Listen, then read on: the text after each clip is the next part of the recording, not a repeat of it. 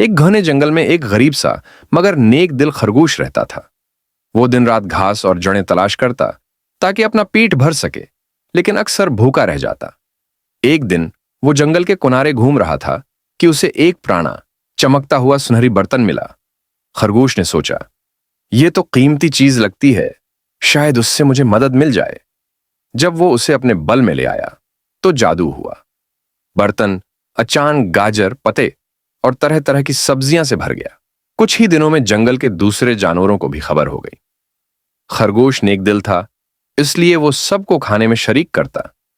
हरन, बंदर, तोते और यहां तक कि हाथी भी आकर बर्तन से खाते। लेकिन जंगल में कुछ लालची जानवर भी थे। एक दिन लोमड़ी ने सोचा कि यह बर्तन सिर्फ उसका होना चाहिए।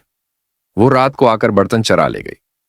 जब लोमड़ी ने बर्तन को खोलकर देखा तो उसमें खाने के बजाय सांप और बच्चों निकलने लगे। वो खौफ से चीखी और बर्तन छोड़कर भाग गई।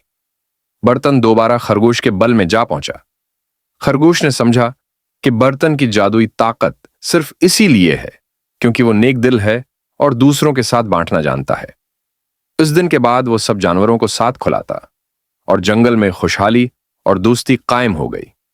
सबक ये कहानी हमें सिखाती है कि लालच नुकसान लाता है और दूसरों के साथ बांटने से बरकत और खुशी बढ़ती है।